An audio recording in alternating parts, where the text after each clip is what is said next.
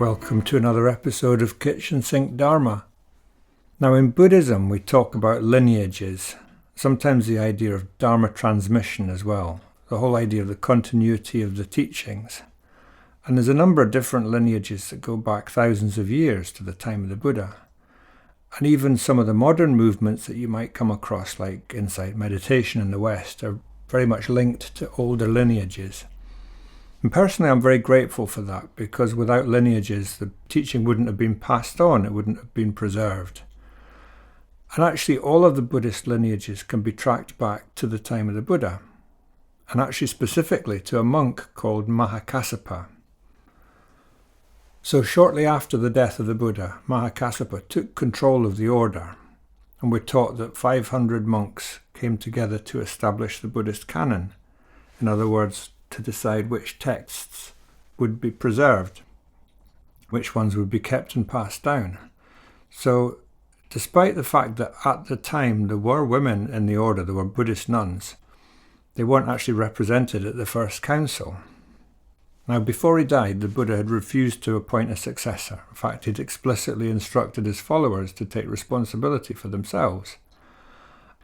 And despite that, at the time of the first council, Mahakassapa declared himself to be the Buddha's successor.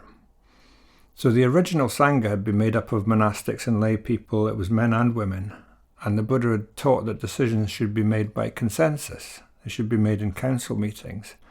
There were no abbots, there was no priestly authority. But this changed, and it started with the first council in Mahakassapa. So from quite early on, there were more hierarchical traditions emerging, and we can still see the effect of that today. So Buddhism today is mostly organised according to top-down authority. There's a lot of ritual, there's a lot of formulaic practices, and monks are generally seen as being at the very top of the hierarchy. Most Buddhist lineages are highly patriarchal, in fact, and the position of men and women is not an equal one. Now, to understand exactly where the Buddha himself stood on gender equality is not so easy. And that's not least because we rely on accounts that may have been added to or changed over the years. So we're taught that the Buddha wouldn't accept women initially into the monastic order, and he had to be persuaded to do this by his stepmother and by his cousin Ananda. And we're told that it was harder for women to join the monastic Sangha. There were more vows for women than there were for men, and there were additional rules known as the 8 Garudhammas.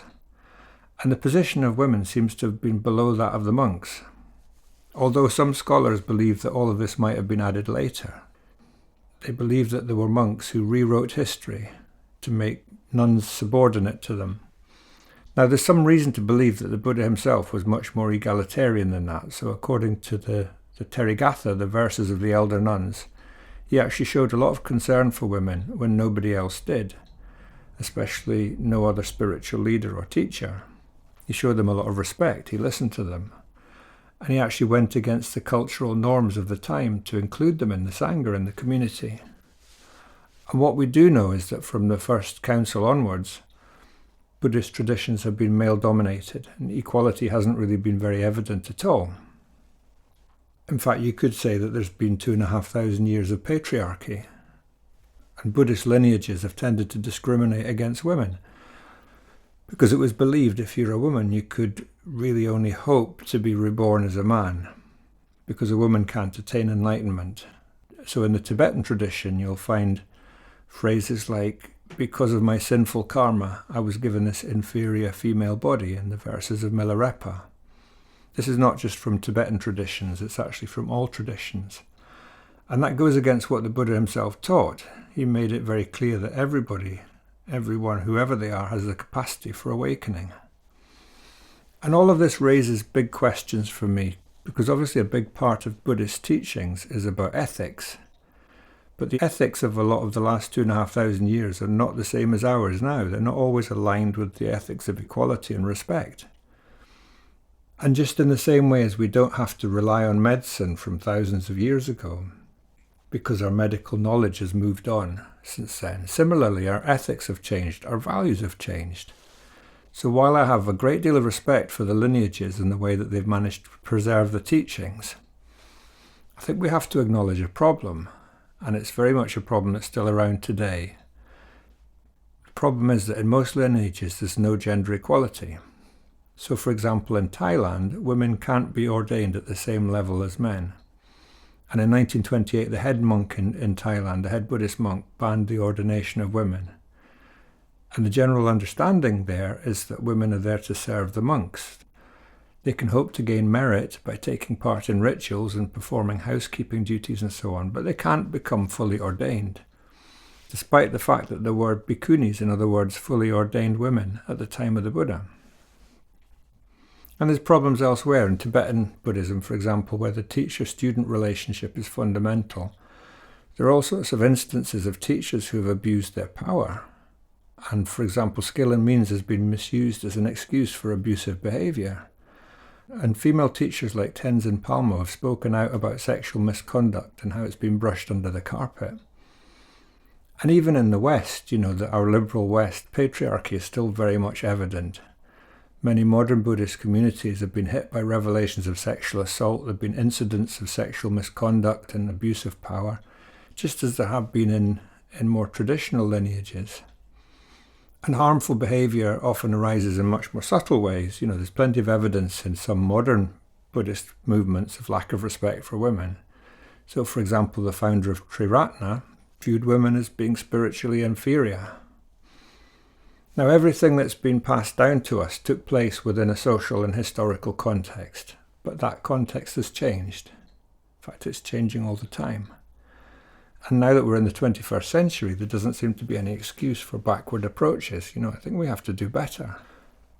So the idea of Sangha, the community of practitioners, is at the very heart of every Buddhist tradition. And Sangha is one of the 3 refuges, and it's something that we practice, that we actually create community together.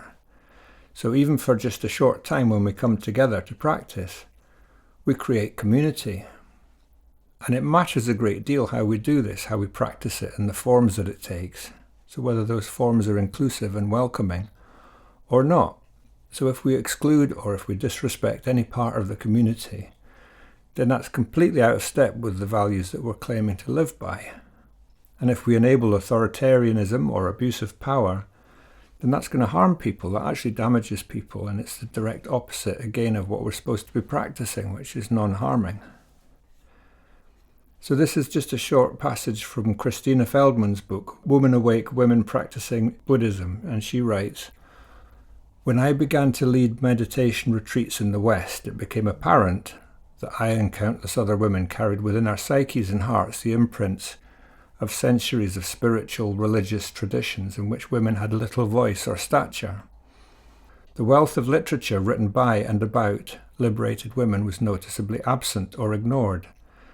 There existed volumes of literature that described the dangers and distractions posed by women to those who sought liberation. It was rare to find a woman teacher, and the statues and icons occupying the altars were rarely, if ever, female." So that was from Christina Feldman. Now, fortunately, Buddhism isn't a single tradition, and whilst there are some lineages which continue to privilege men over women, there are many sanghas that are actually actively working for change, and they're exploring how they can promote equality, and exploring how the content and the form and the process of teaching can actually value everyone.